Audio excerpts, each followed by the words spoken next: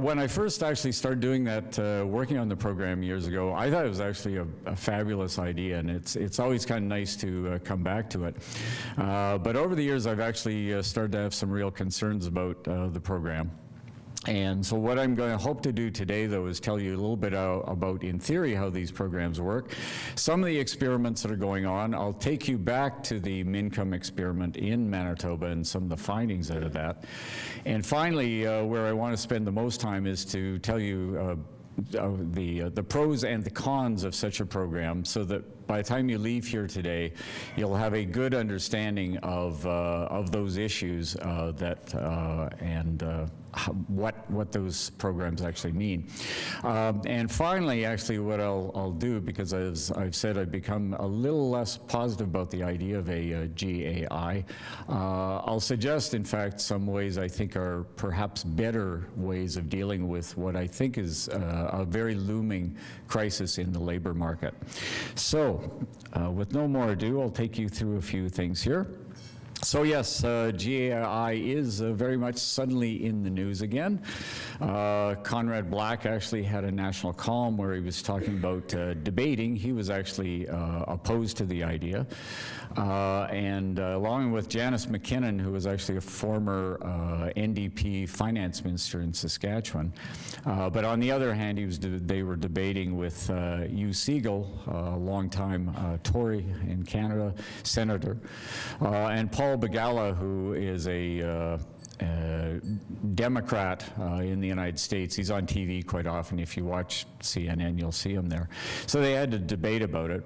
And then more recently, actually, the parliamentary budget officer came out with a estimate of how much a program would cost. Now, one of the things here, it costs directly, but of course, it would be designed to replace a number of other programs. And as I'll get into, one of the reasons why some people like the idea of a GAI is, in fact, because it would reduce costs, other kinds of programs. So other programs that we have might be eliminated. But in any case, it's very much in the news. And as I'll get into, there are some real problems arising in the labor market around the globe that I think are kind of the backdrop to why people are talking about it again now. So the idea of a guaranteed annual income is pretty old idea in some sense. Back there was what was called the Speen-Hamlin system in England back in the late part of the 18th century, early part of the 19th century. And it came about in the context of the Poor Laws in England. And one of the things that was actually happening was as more and more people moved from the countryside into the cities to work into those factories, there was also a lot of concern about what was referred to as the dangerous classes. So there was people who were suddenly without work and were, as one would do if you need to survive, beginning to engage in such things as theft and assault and other things. So the system was kind of designed ultimately to provide a subsidy in addition to what were already low wages. And it was scaled according to the price of bread and the family size. This income at the time was provided regardless of the work itself. But one of the criticisms that came up almost immediately, and it's one of the criticisms existing today, is that in some sense it provides a subsidy to employers.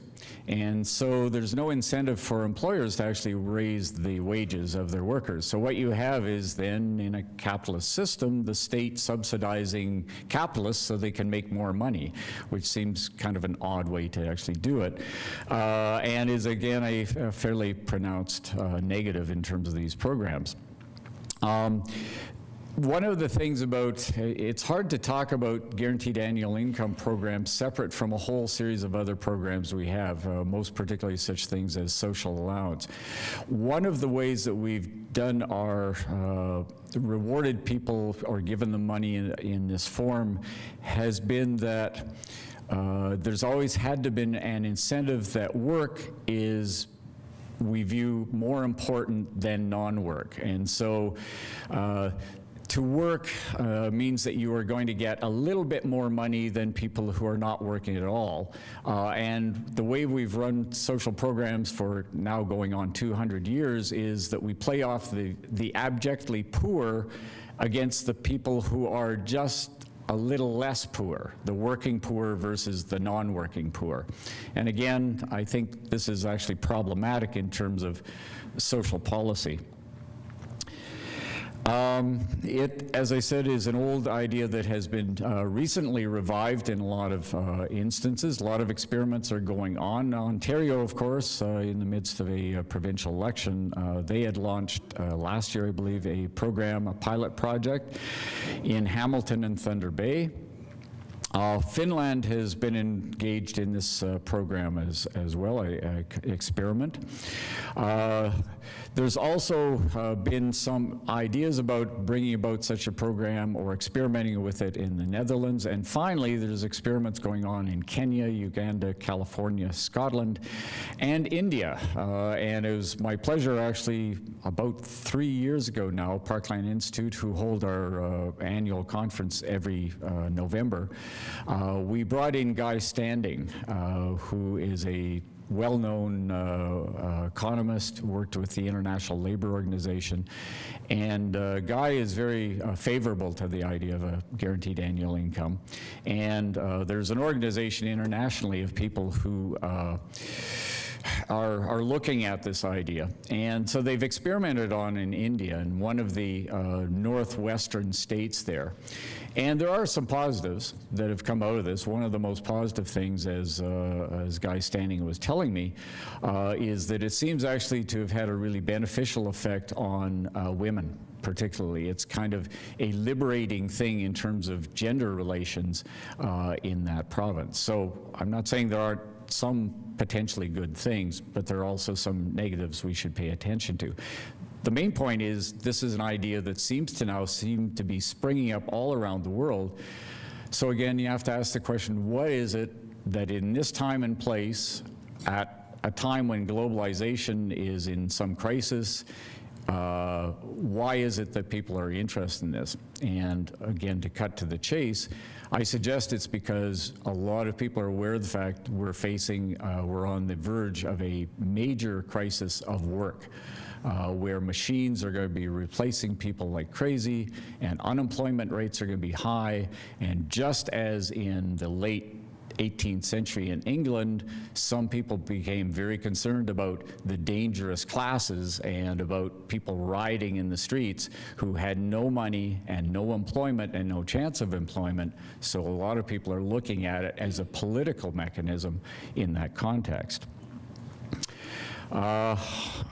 This is I'll skip past this one, I think, but we'll have it on the website. It's just an interesting quote, though, from the experiment being done in India. As I say here, it's a strange brew of advocates here. And you'll see it actually has even going back in time, Thomas Paine writing about it or alluding to the idea. But you see here some people who are quite describably on the right of the political spectrum. Milton Friedman, almost kind of the godfather of globalization and neoliberalism. Economist Robert Theobald, but also Martin Luther King. James Tobin's kind of a center-left economist. John Kenneth Galbraith, again, center-left. Daniel Patrick Moynihan, Roger Douglas, very much on kind of the right of center from New Zealand, and a number of other people. So you have, as I was saying to some of the people with the media earlier, you have people right across the political spectrum from left to right who think it's actually a good idea, and you have people right across the political spectrum from left to right who also think it's a really bad idea. So what's going on here? Well, the people who like it for different reasons from each other, and the people who dislike it for also different reasons. And we'll get into some of that. Here is a list of just some of the people in Canada again who like it. So we have Hugh Siegel, as I said, a Tory, you know, the old Toryism. Ken Battle with the Caldon Institute, Elizabeth May, the Green Party, and Thomas Corshane, who is a fairly mainstream economist, and I guess would be could be characterized as being right of center. So again, you have lots of people, high-profile people who are in favor of this. So, how does this actually work? Well, there's a couple of ways of describing it. One is a negative income tax, and the other is a universal demi-grant, and I'll get into those in a second.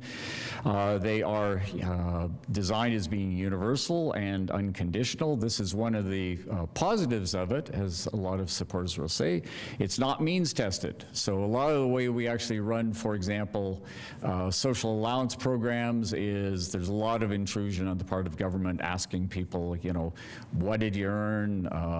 Traditionally in the past, such things with welfare clients, especially if they're female, is there a male in the house? You know, so all sorts of really intrusive kinds of things. This is ideally designed to be not means tested. You're a citizen, we're going to give you the money on some basis. It's, in this case, not related particularly to labor force participation, living arrangements, or how the money is spent. So again, two systems here. The first one I'll just talk about basically is the universal demi-grant. So the basic amount is paid to each citizen and not clawed back despite any additional earnings. So you just have a kind of a flat amount of money there. The negative income tax is one where there is an amount that is given, and then but the incentive, the hope is that people will continue to work. And so as they work and they earn something, the basic amount is now clawed back. So in the demi-grant system, it's not clawed back at all, but in the negative income tax, it is actually clawed back to a point at which once you've earned well above the amount that is given, you're no longer receiving that because, of course, now your wages are sufficiently above that in any case.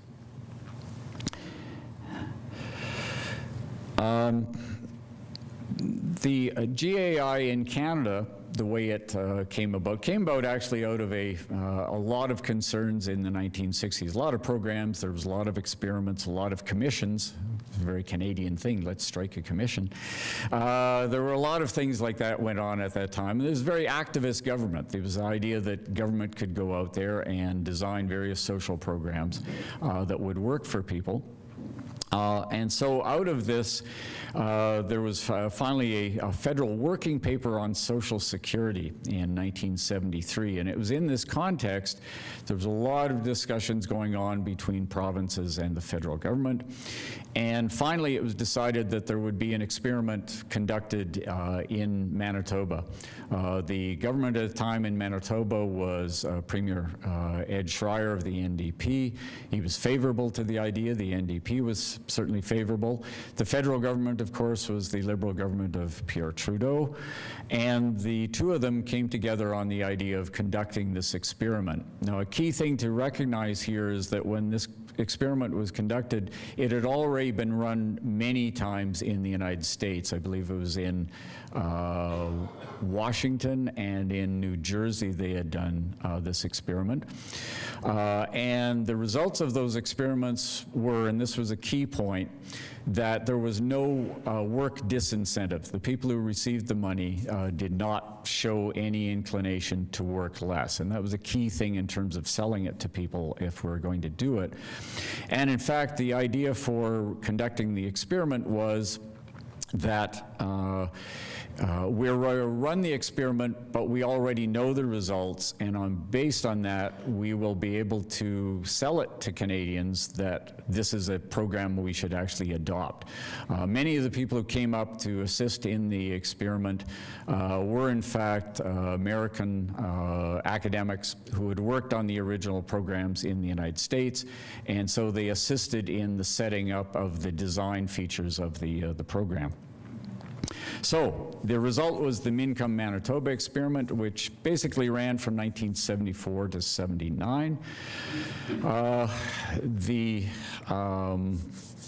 as say here, was based on experiments in the United States.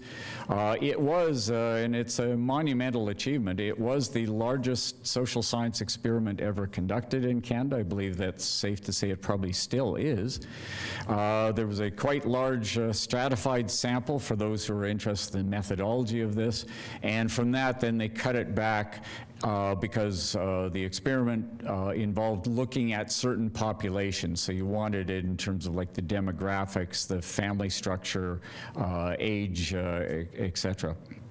$17 million at that time. A lot of money at that time. I think probably the car I owned at that time, brand new, almost cost $2,000, so it's a lot.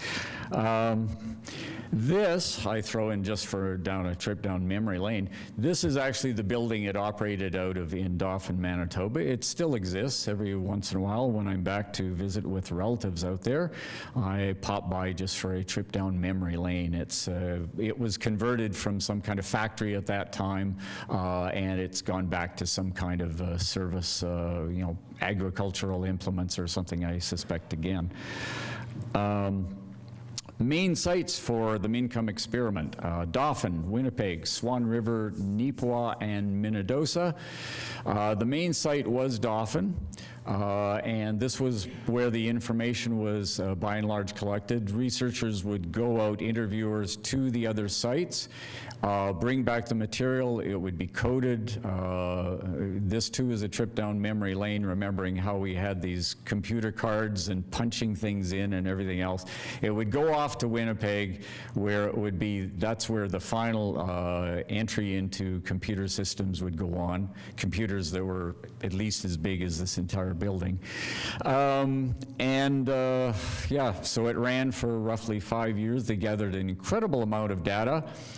And then in 1979, it was shelved, and the data disappeared.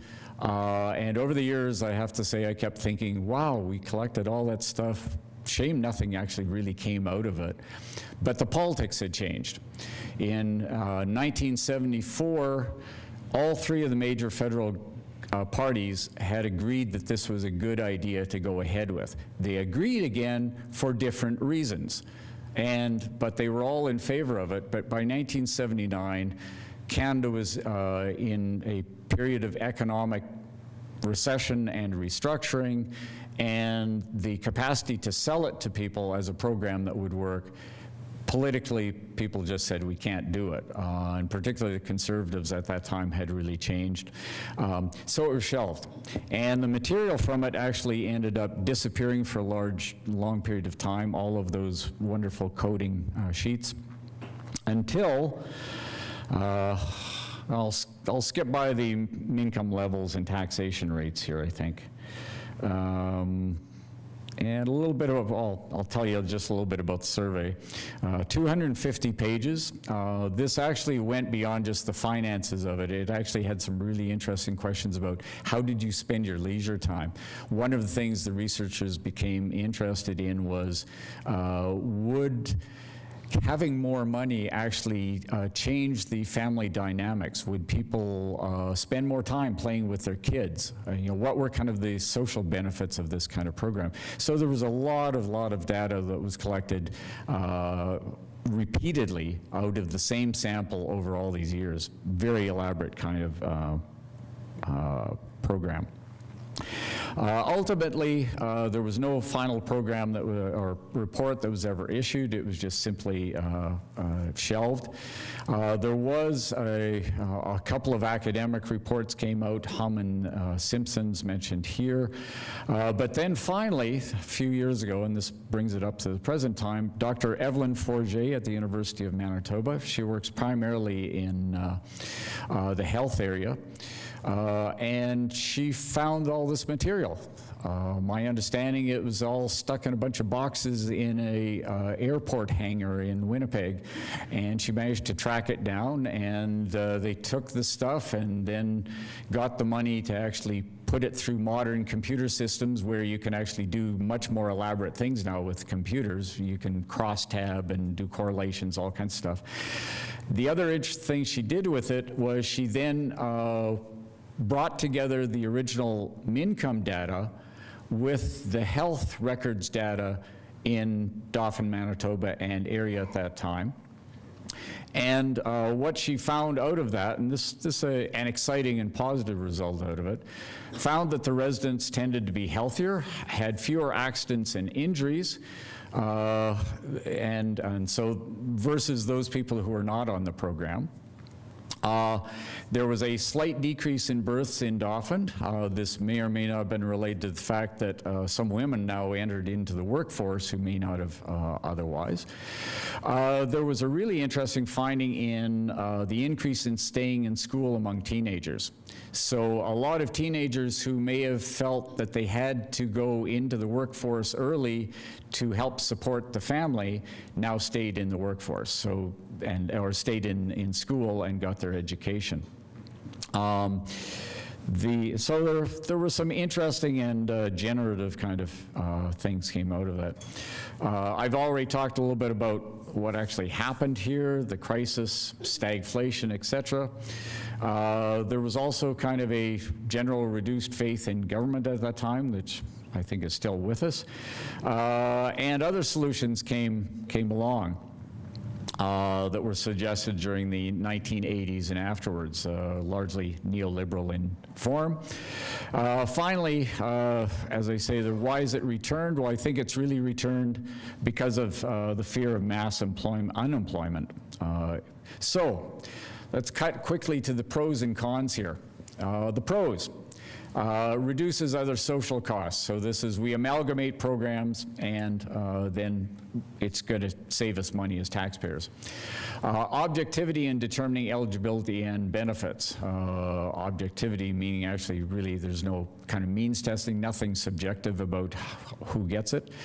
Avoids targeting payments towards particular people. Avoidance of stigma and moral judgment. So you just get it as a right of citizenship. Administrative efficiency, so you get rid of a whole bunch of people who are bureaucrats doing things.